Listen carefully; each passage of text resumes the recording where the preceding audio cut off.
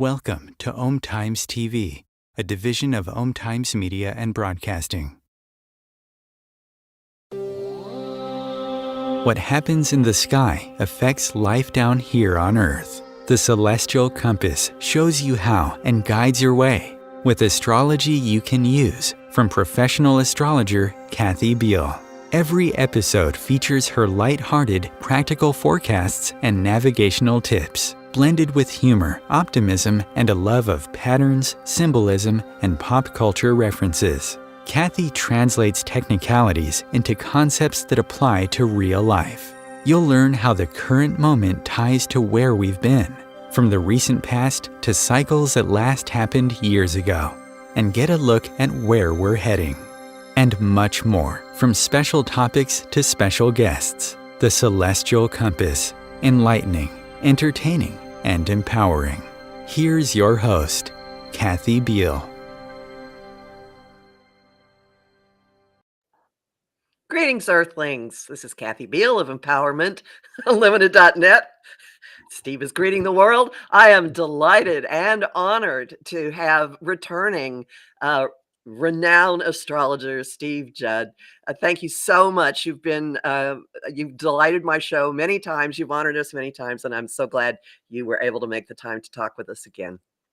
Hi, Kathy. Yeah, great to be back. Thank you for your continued support.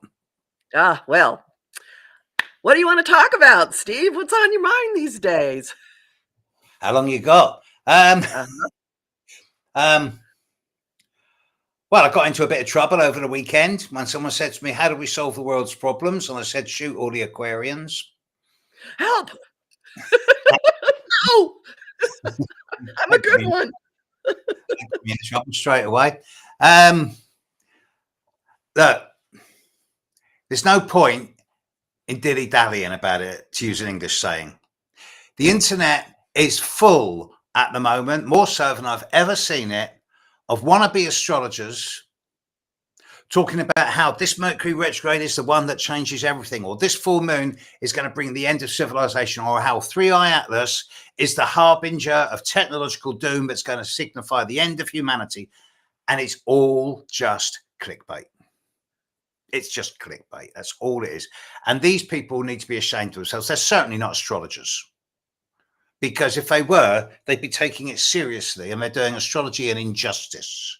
And if I'm any judge of astrology's capacity as a live, valid, valent force for change in the world, not an inert subject, astrology, people don't find astrology, astrology finds people.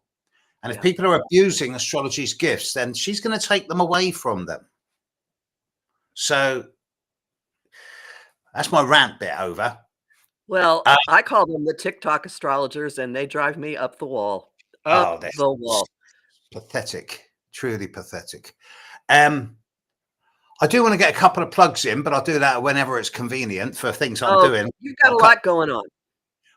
One in particular. Yeah, I've got some big gigs next year. I'm doing a big one with Penny Thornton, the Amadown conference, and Shifts Happen is going to happen again.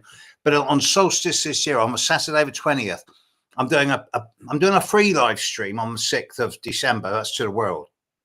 But on the 20th, I'm doing a paid live stream on the sacred geometry of the solar system, because the stuff that's coming to light just in the last few months on the never 100%, but on the 99.999% accuracy of some of the sacred geometry that's actually out there in our solar system, the perfection of it, it's never been really truly acknowledged as being as simple and yet incredibly complex as it is. And it's groundbreaking stuff. So I'm going to be doing stuff like that on the 20th of December. But that's kind of a hobby thing for me, because that's about exploring and stretching the boundaries of astrology.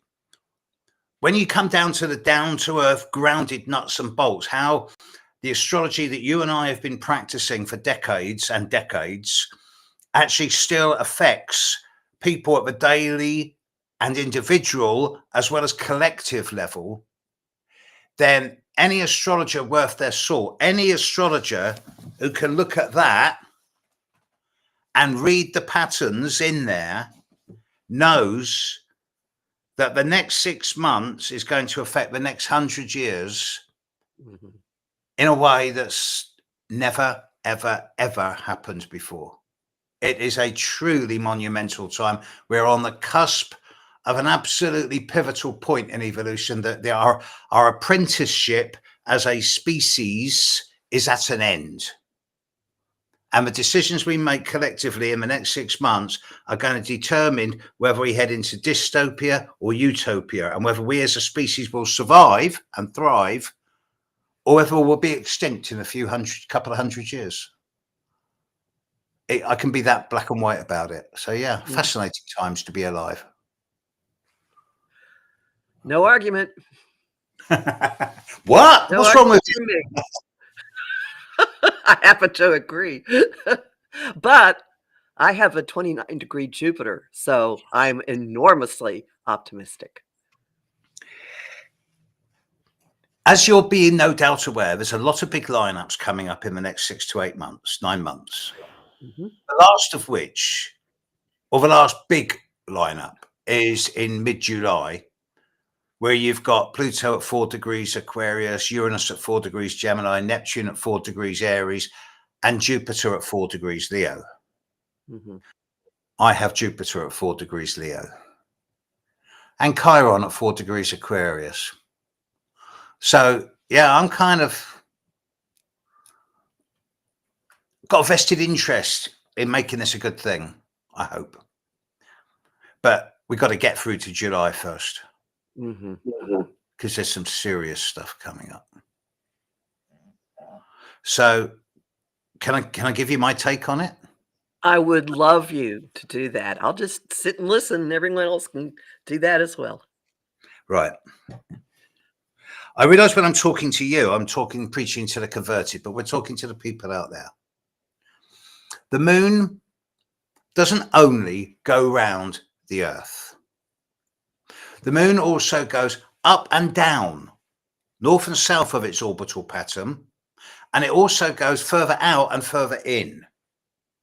So it's got three cycles, four really. It spins round the Earth once every month. It spins on its axis once a month. It moves out and in.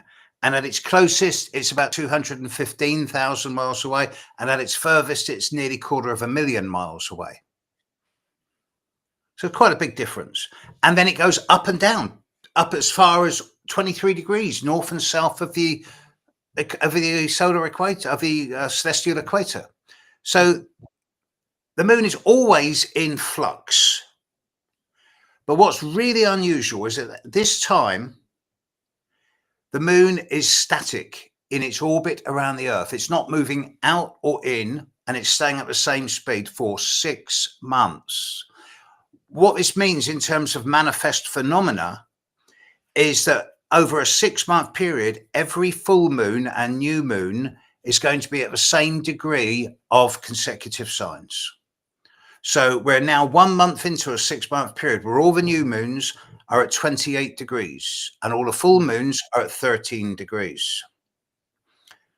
And yes, there's a solar eclipse coming up with the new moon 17th of February, 28 degrees Aquarius. I noticed there's a few world leaders with a lot of very important planets at 28 degrees.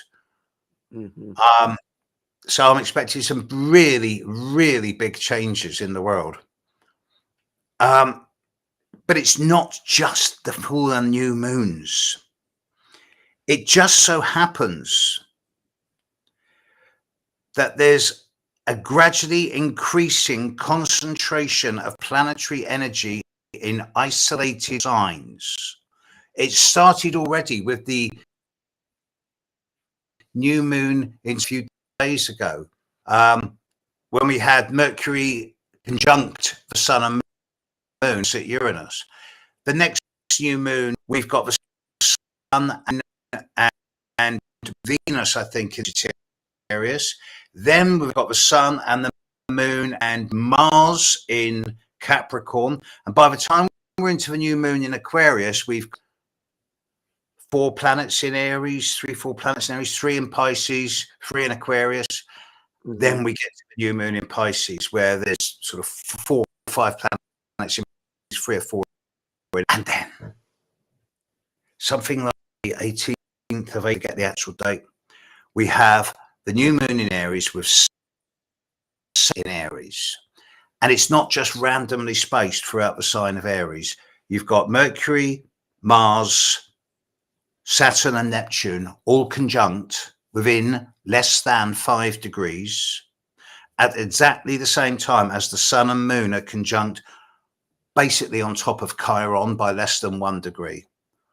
The Mercury, Mars, Saturn, Neptune's at the start of Aries, the sun, moon, Chiron's at the end of Aries, but we've still got 7 planets in Aries. Now, I've gone through all the ephemerides I can find.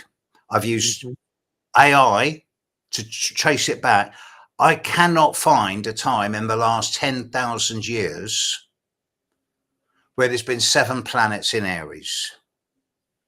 And if there has been a time where there's been 7 planets in Aries, it was before the outer planets were discovered and we weren't aware of their influence. So this is a once in a species event, not just once in a millennia, much bigger than that.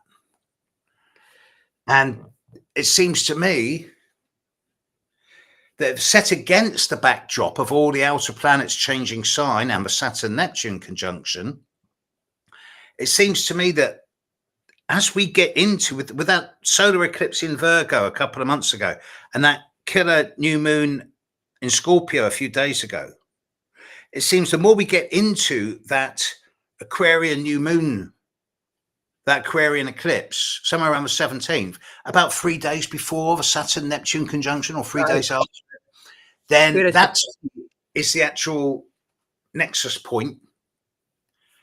And then we've got that 7 planet lineup in Aries, which is to me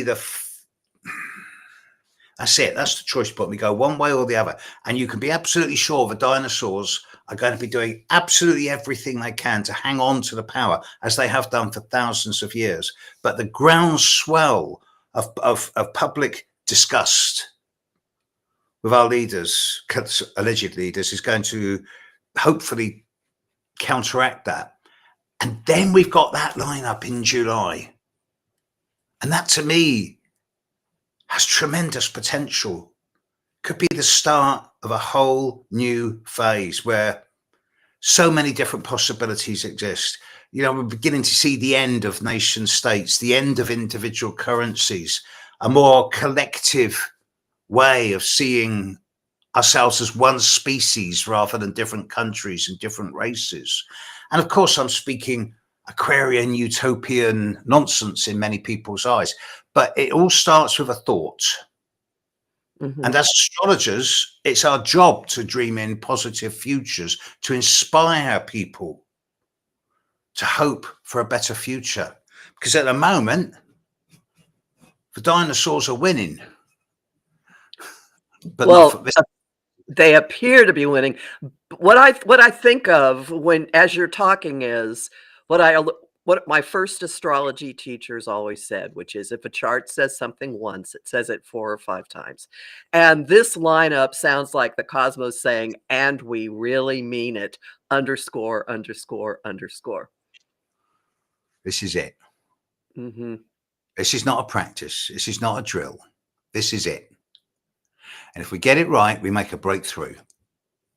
And if we don't get it right, we get a breakdown. I know which way I want it to go, and I'm going to be putting everything I can into it.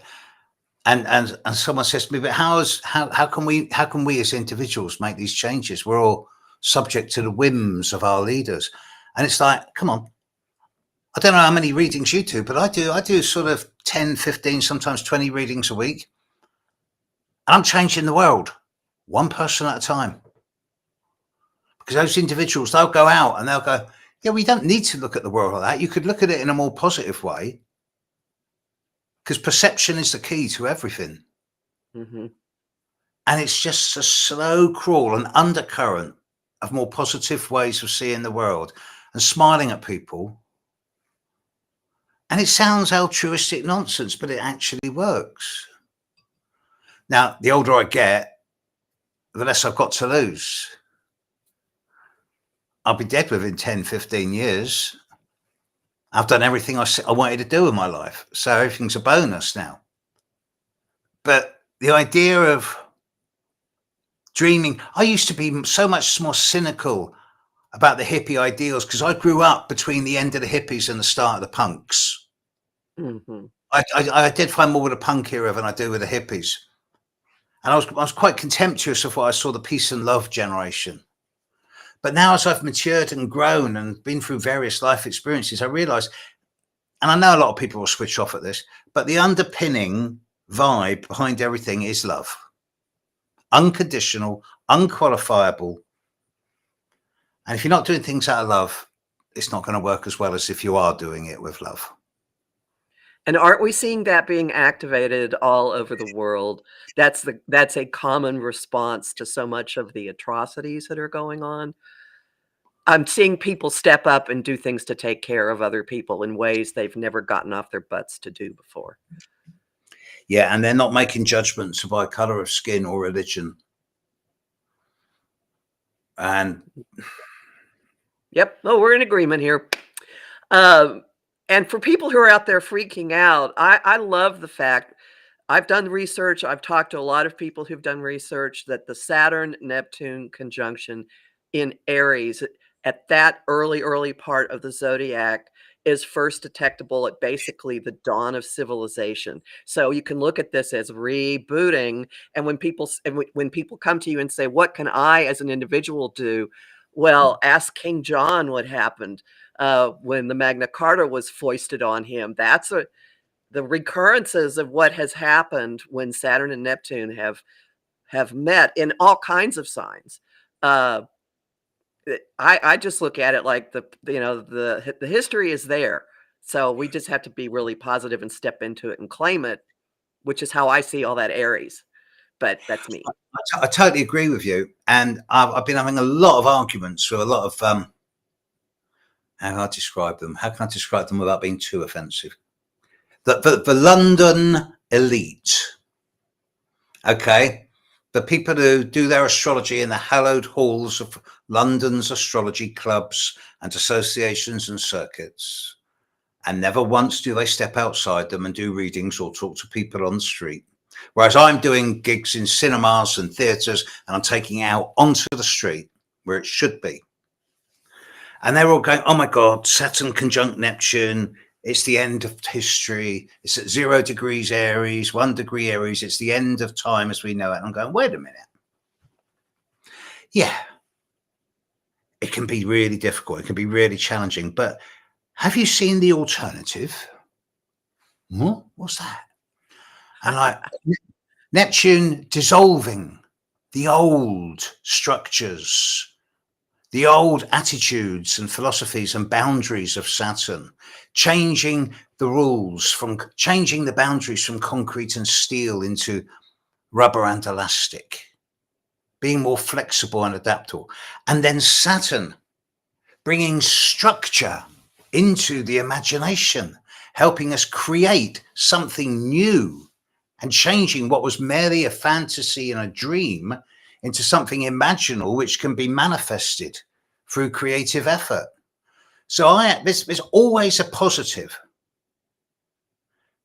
You can focus on the negative if you like, and many people choose to do so. But that's just keeping yourself in bondage. Whereas by focusing on the positive, yes, you may be a dewy-eyed dreamer. But I know which one I prefer to be. So I'm not seeing the Saturn. I'm seeing the Saturn Neptune as a breakthrough, not a breakdown. I agree. Same here. And I think the big winner out of all of this is astrology. Because in times to come, people are going to look back and go, yeah, that Kathy Beale, that Steve Judd, that the thing. They were talking about 2025 and 2026 long before it happened. Maybe there is something to astrology after all. And I'm beginning to I've come up with this idea that astrology is the lingua franca of the emerging consciousness revolution. It's the universal language. I love that. I talk to people in Japan and Korea in Paraguay, in Taiwan and Vietnam. And I'm not speaking words, I'm just drawing astrological symbols. And they're going, oh, yeah. And they're drawing them back. And we're talking each other in the language of astrology. It's a planet-wide language. And Esperanto for the new age. absolutely, Kathy. What a time to be an astrologer.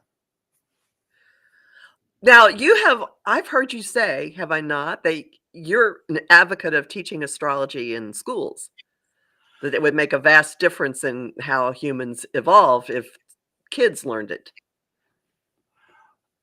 That's evolved in the last year.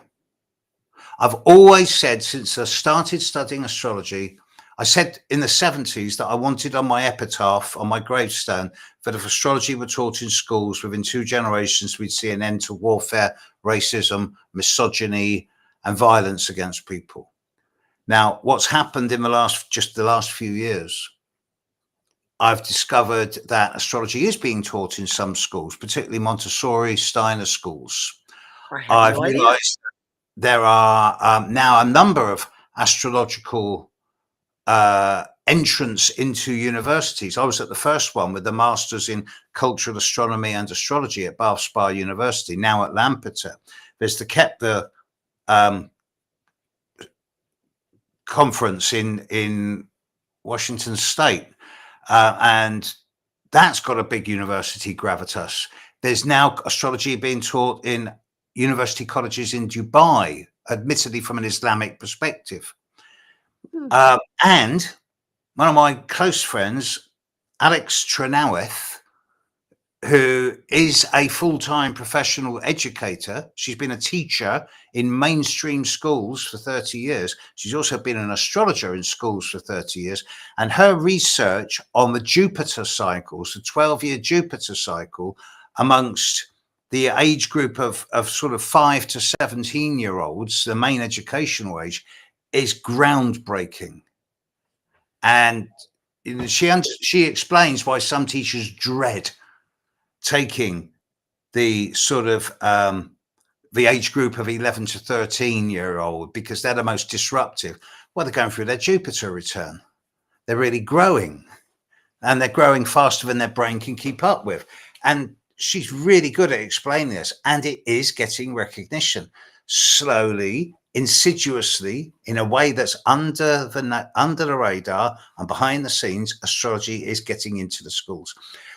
When I did my MA, we couldn't go any further. There was no PhDs, and now there are. But it's not a PhD in astrology. Can't do that. It's a PhD in applied cosmology. Go figure. You know? So it's just not happening fast enough. Yeah. Well, now you're taking it to the streets. You're an advocate. So talk about, I mean, cinemas. What you've had conferences where you've booked a cinema? Yes. In the last 2 months, I've rented a big cinema right at the end of a big 5-star hotel at the very end of Carnaby Street in Soho in central London. And I've put on conferences, one evening conferences with myself, Alex Trenoweth, Rick Levine. We've streamed it live to the world. First one, we only had about 35 people. Second one, we had about 75, 80, and we streamed it to 200 or 300 people. And now we're seriously thinking of doing this once every month or so. We've got a number of cinemas now saying we'd love to host you. Well, excellent. But the one thing that has changed everything in the last just 2 or 3 years is the capacity for streaming. Now, we've been streaming for years without calling it, because that's what StreamYard and YouTube and Zoom is all about. But that's streaming as individuals. Now we got to the point where we're streaming as individuals, but recording it for later broadcast, such as this. And on my Zoom teaching course, where I'm teaching students each week, I'm teaching up to 150 students at any given time, at the same time on a Zoom class. But when you're actually live streaming to the world from the comfort of your own home, and you can reach as many as you like, I I've done live streams from here where I'm sat here for as few as 25 and to as many as 250. And the ones I'm going to be doing in December, I really want to break the 500 barrier. And it's not for an ego thing. I want to get astrology out into the world. That's all I want now. Everyone who's ever been dependent on me is okay now. I've achieved everything I've ever wanted to do. So now I've got this thing. I want to get astrology out into the world. It's a legacy thing, I think. Makes sense. Makes sense. Yeah. Well, Jupiter in Cancer would be accentuating that for you, I would imagine. Yeah. It's standing still right now, exactly on top of my Mars, because I've got Mars in Cancer. But well, I have a Mars conjunct Uranus in Cancer. So, yeah, it's bringing a lot of interesting opportunities. But I'm old enough and astute enough to be able to say no to many of them. You know, the ones that say, we can make you rich. I'm like, bye. Oh, yeah, that's not why you did this. Honestly, that's not why anybody who's, well, a judgmental thought coming out here. If you're operating from a position of integrity, that's not why you're doing it. You're doing it because you want to spread the info. Integrity, dignity, and authenticity have been vastly underused words. And it's easy to sort of use those words and get on the moral high ground. But conscience is a killer. You know, you set yourself up as someone who's got those words and you've got to live to it. Because if you don't and you fall down, then you fall down in front of everyone. And conscience, what is it? Richard Bach, Illusions. Mm-hmm. Your conscience is the measure of the honesty of your selfishness. Listen to it carefully. Great. One of my 3 greatest books of all time in my eyes. I used to buy Illusions by 10, 15 at a time and just give them away as presents. It's great. You must know it. You must have seen it. Oh, yeah. Right. Yeah. Right. It's well, we're going to take a break now, everyone. Hang in and we'll hear more about what Steve's got going for next year. Om Times TV. Want help with your own celestial compass?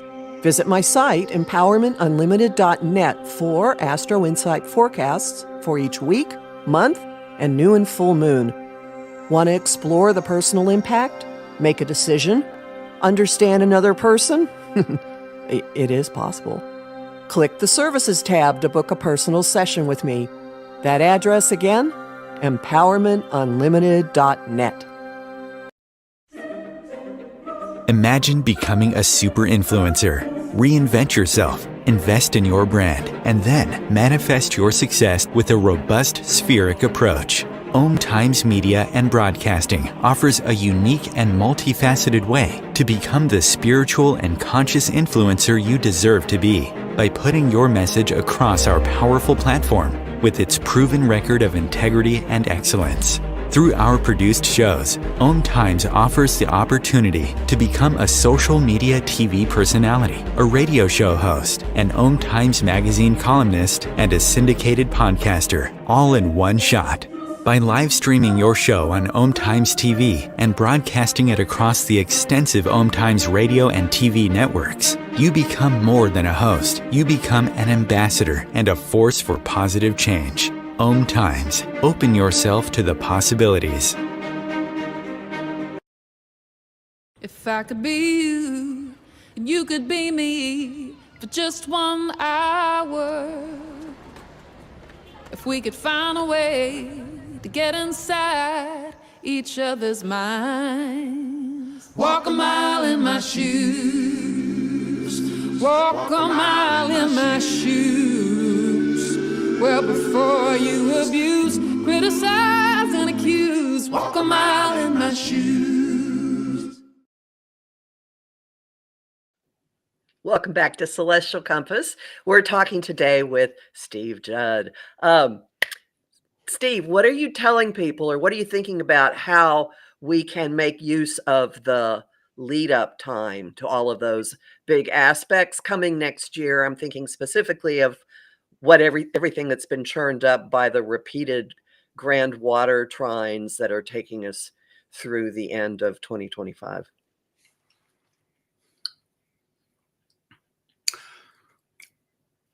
I'm not a fan of trines, Kathy. I mean, they're lovely. When you see them in a natal chart, yeah, they're lovely. They bring a harmonic flow. They blend. They help integrate different energies in a really harmonious and synergetic way. 2 and 2 equals 5. But by transit, on their own, I think that trines make you lazy, or they make you complacent. Mañana, it'll still be there tomorrow. Whereas sextiles, they make you work for what you want. They give you the window of opportunity, but you actually got to put the effort in. I prefer sextiles for that. Having said that, the trine that's been ongoing now for a month or so between Jupiter and Saturn, and that because of their various retrograde patterns is going to be sticking around until August, when the last Jupiter-Saturn trine will take place in Aries and Leo. Any contact over a period of time between Jupiter and Saturn's kind of balances out, any positive contact, that is, balances out the need for excess versus the need for paucity. So I suggest this is bringing a global realization that when you see a CEO earning 10,000 times more than the person who cleans their office, about how obscene that really is. Now, I don't begrudge people making very good money. And if a CEO were to earn 20 times, 50 times as much as the person who cleans their office, I'm kind of okay with that. But, you know, once it gets into the hundreds or thousands times, it's obscene.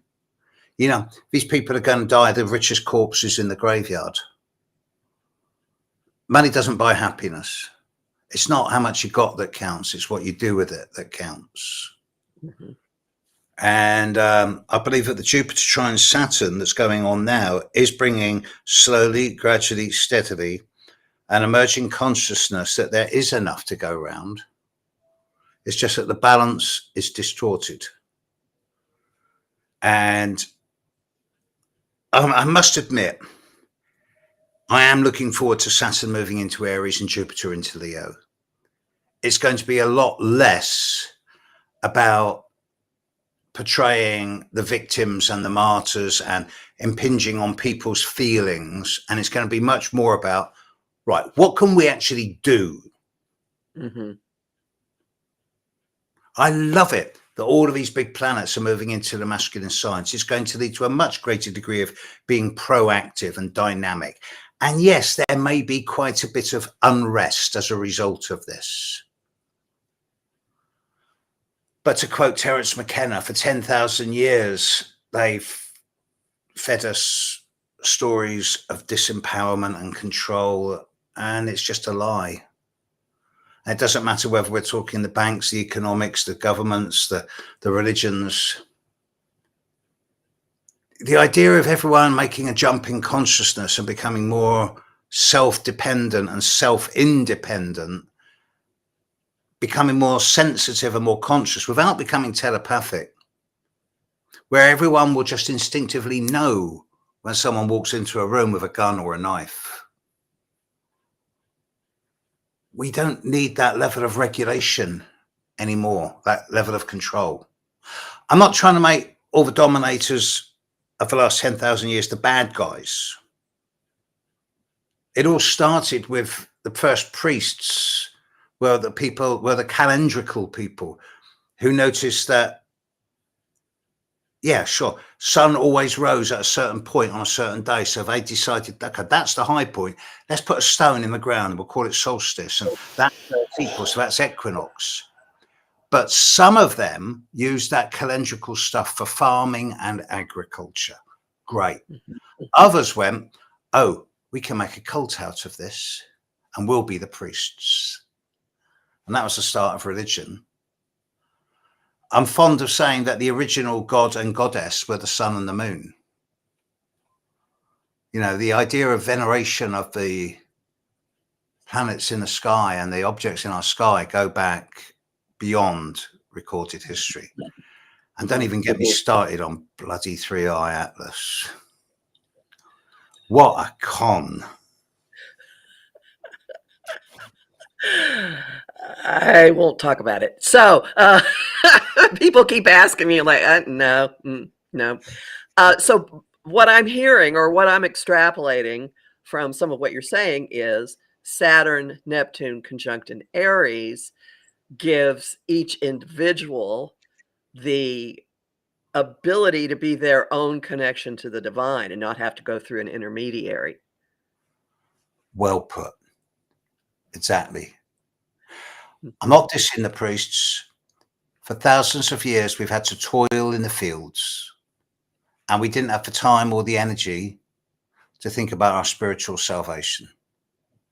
But now we've got so many pick and mix theologies, dogmas, and religions, and the days of priests acting as intermediaries between us and the divine are over, especially as not many people trust priests anymore,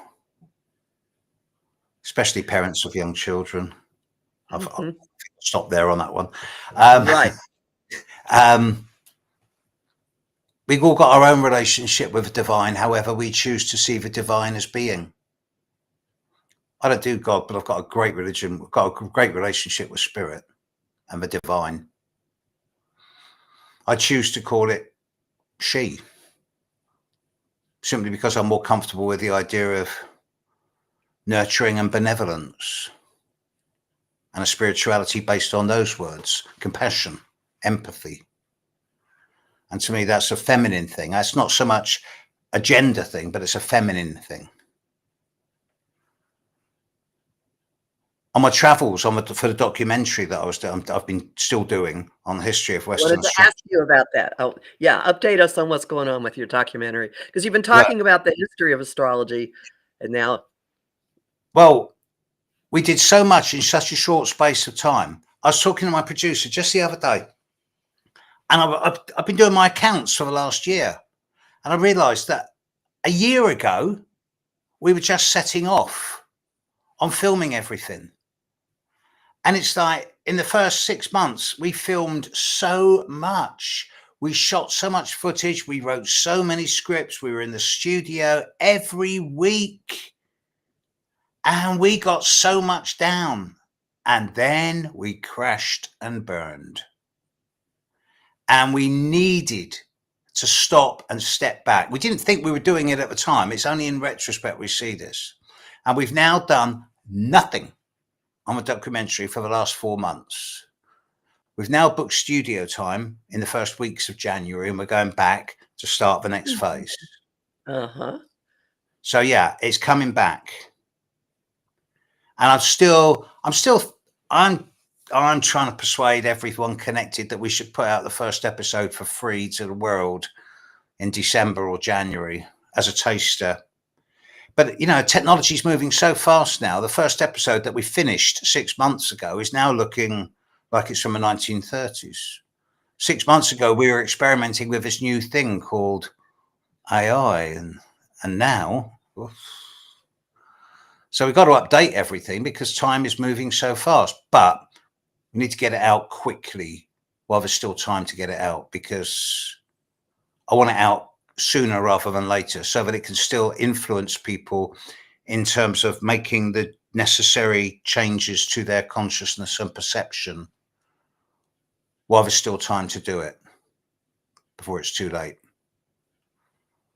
So yeah, and I found myself doing something I've never done in my life: getting down on my knees and praying to an effigy of the female divine inside of Eschatology in a Austrian cathedral. Tears running down my eyes.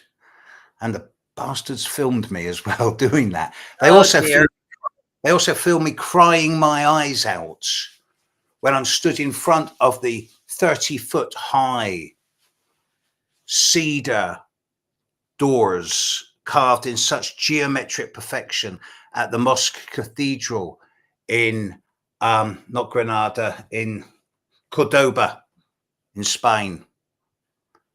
When you're confronted with 99.999% perfection of geometric symbolism to that quality of degree, and it's carved so long ago,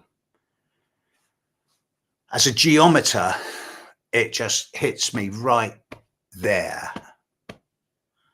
And I burst into tears because, and it can never be perfect because you can't ape the divine.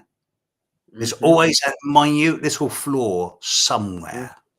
So as to not insult God. Yes. Absolutely. But isn't it astonishing how your being reacts, short circuits your mind, and your entire being reacts when you are in the physical presence of certain things that maybe you've learned about, but they're real and you're in their force field? I was in the Mosquita, the castle next to the Cordoba Cathedral Mosque in Cordoba, and it's got 4 towers. One of them is the Tower of Light.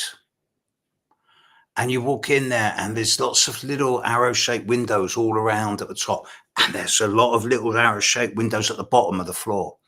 And you walk in there and everyone's going, oh, this is just for air and circulation. It's not. It's so you can sense the energy of the planets coming into that narrow, round, focal tower. And then you can expel that energy back down through the holes in the ground into the waiting people below. It's a cauldron of power. And yet the other side of exactly the other side of the square is another tower, which was the headquarters of the Spanish Inquisition for 300 years. Now, in the Cordoba Mosque, they have a little replica of the Jesuit priests, because once the King Ferdinand and Queen Isabella retook southern Spain from the Muslims around 1300, they superimposed Christian effigies on top of all the mosques. They couldn't knock the mosques down. They were too big. So and you go into the big mosque in Cordoba and you'll see effigies of it's not the Dominicans, I think it is the Dominican friars, all walking in line with very black hoods like that, Ku Klux Klan hoods, but they're black. And they're the people who did the Spanish Inquisition. And you kind of look at it and you think, yeah, and you just get shivers when you look at it. And the joy looking at the Islamic geometry, and the shivers when you look at the rigid, misogynist Christian torturers. The paradox is unnerving. And there are beautiful Christians and there are bad Muslims, of course. But there's good everywhere and there's bad everywhere. It's just lifting the consensus, elevating the consensus slowly, gradually, steadily. So I think that the Ku Klux Klan got their idea of their costumes from the Inquisition. I'm guessing here. But it seemed pretty weird that the priests of the Inquisition had exactly the same garb as the Ku Klux Klan, except that the Ku Klux Klan had it in white and the Inquisition were all in black. Fascinating. I agree. All right, so you will be reviving your work on your documentary, and that's one thing you've got going for 2026. Tell people about the concept of shift happens.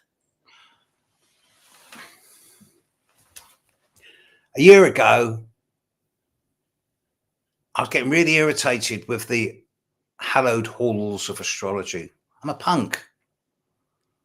I belong to the Groucho Marx school of astrology. I wouldn't belong to any group that would have me as a member. And I've got a few friends who are like that. One of them's Rick Levine. And I was saying, I think I'm going to put on a conference. Will you come? He went, yeah, I'll come. Make it so I don't lose any money, and I'll come. I said, okay. And we tossed a few names around, and we were aware of what's coming up this year. And I was like, yeah, SHIT happens. He says, yeah, but you can't call it that. That's too extreme. I went, nah. I just tossed a few ideas around in my head, and then out of the blue, out of my mouth, by accident, I didn't plan on saying, come the word shifts happen. And that stuck. And last year it was me, Rick, Penny Thornton, Alex Trenoff, and Nick Campion. And this year it's the same crew, except that instead of Nick Campion, we've got Darby Costello. And we haven't announced it formally yet, but it's going to be happening. We'll be announcing it in December. Tickets will be available at the end of the year. And there'll be 100. It's a 136 bedroom hotel just to the northwest of London, 4 days. And it should be something completely different. We'll be running a day trip from there to Avebury Stone Circle, Silbury Hill, West Kent, Barrow. That's the oldest and biggest stone circle in the world. Well, the biggest stone circle in the world. There's a whole village inside the circle. I've had some magical experiences there. Oh, it's my I spent temple. the summer solstice there one year. Yep. But before that, I'm doing a 3-day symposium with one of the very few people on this planet who's been doing astrology longer than me, and that's Penny Thornton, the doyenne of Western astrology. She's been doing readings 50 years plus. I've only been doing them 45, 48.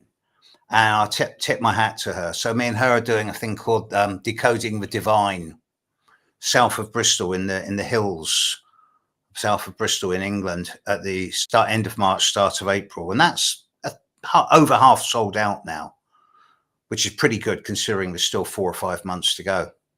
And there's various other things. Yes, I've got teaching courses online that's going to be online by January, and I'm doing all this Zoom talk and Zoom classes, and that's what I do every year, although I'm not doing that anymore because it's too labor intensive. And then the streaming, and it doesn't stop. There's more and more and more. I've got so many books on the go, but the alternative is to retire. Oh, who could do that? What's the point of that? So as an astrologer, it's not an obligation, but it's a kind of duty to continue pushing it out into the world. And of course, at the end of the day, there's all the clients. I can never stop doing readings. It's my lifeblood. The money's nice, but it's the empowering of individuals that kicks in as well, because they then go away and do it for others. That's what makes the difference. But as I'm sure you're aware, once you get to a certain level, you have to start building a waiting list. And I've got my waiting list down now from 2.5 years to just under 2. And I'm slowly eating away at it, but whether I'll ever get there or not, I don't know. And I'd have bitten your arm off 15, 20 years ago for this, because, it's only in the last 5 years I've become successful. For 40 plus years, I struggled. I was in debt all the time. And people going, astrology, you don't believe in that old rubbish, do you? And now we're the soothsayers of the future, I find it so ironic that people listen to us at this stage of history. Finally, people are taking astrology more seriously. Astrologos, the knowledge of the stars. I'm thinking, well, where have you been? Have you found that people, as acquaintances, just send you a message and say, what's going on? Like, I'm noticing people who never thought this way before are noticing that life has evolved to a certain point of it truly not fitting the rules we were brought up by, and assuming finally, like, oh, you can explain this, right? And I usually can, but I usually say, go read my forecast. Why are you asking me to send you a private text? No. But have you noticed that of the people around you? I certainly have. And in contemporary culture, more and more you see, for example, it's now quite common to hear the phrase Mercury retrograde in comedians making jokes on stage. It must be Mercury retrograde. That's why this isn't working. And it's become part of the language. And, oh, yeah, well, he's like that because he's got a difficult Mars. You know, it's becoming more common now in contemporary culture. It's still not there yet, but it is happening. And as for people ringing up and going, well, what's going on? Why is it like this? I'm going, well, it's probably your chart. You know, go and find out about your chart. And the beautiful thing is that I'm training people to be astrologers so that they don't have to come to me. I can send them to other people who'll probably charge a lot less than me, who I've trained, and it takes some of the pressure off of me. And of course, as with everything, as I'm sure you'll be aware, it will all get to the point where we'll just about think, oh, I've cracked it now. Oh, heart attack, crash. We'll get to that point 1 or 2 minutes before we die where we think, cracked it. And then we'll leave. I know we're running out of time, but there is one last point I'd like to make. Oh, please do. We've got astrology gives you a really good perspective on mortality. You know, it helps you realize that mortality is just and only the end of the physical body. It's not about death. It's just a physical body wearing out. The Greeks called it psyche. They had specially trained priestesses who would cater to the body as the body died, and they would see that little wisp evaporate from the body, the psyche, the eternal soul, the everlasting eternal spirit. Death doesn't exist. It's just a transition of consciousness. And death doesn't scare me. The method of death might be a bit disconcerting. I'd rather not die in a hospital bed with pills and tubes. But hey, it is what it is. That's a perspective just unique to astrologers, I think, and probably a few Indian holy men. I've read somewhere that Sidney Omar looked at the transits to his chart and cleared his calendar because he realized that was going to be his exit point. Now, that's a bit more specific than I think most people would get. But I've worked out 6 potential exit points for myself. 2 have passed now. And I've kind of got it in my head that I'll have the choice over the next 3. And if I choose not to go, then the 6th one will get me. But that's not for another 15 years yet. I see you having too much fun. I am. But as a Cancerian with Virgo rising, I do tend to worry about the world. And sometimes I do get depressed by the state of the world and the ignorance and the greed and the fear and the guilt. And I just think, what am I doing here? I didn't volunteer for this. And of course I did. But then I got the moon in Sagittarius. I bounce back. So I am glad I am the age I am, though. I'm not so sure I'd like to be my granddaughter's age at this time in history. Yeah, I get that. I absolutely get that. But they're wired differently than we are. So Totally. Well, would you tell people where they can find you? Your website, your YouTube channel? Website will give you a contact for me. It's just a portal with a bit of information about my history and who I am and how to get hold of me. YouTube, Steve Judd Astrology. Instagram, Steve Judd Astrology. Email, steve@stevejudd.co. I look at them all. I do answer everyone in time. Sometimes it takes a long time. And I'm not difficult to find. And I just want to encourage people to get into the noble art of astrology for self-discovery and self-development. And what better thing to do in the world? Improve yourself. Yep.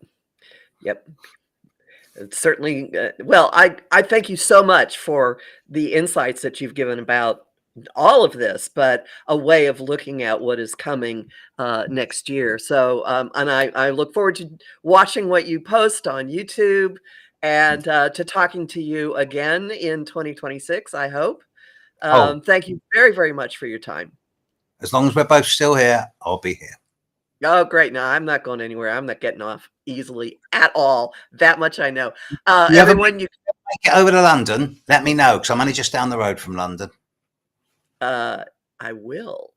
It's my favorite city on the planet. So everyone, you can find me at empowermentunlimited.net. My YouTube channel is Professional Aquarian, and I've got lots of fun stuff on my Patreon, patreon.com/Kathy Beal. So everyone be well, and we'll talk to you again soon. Bye. Thank you again, Steve.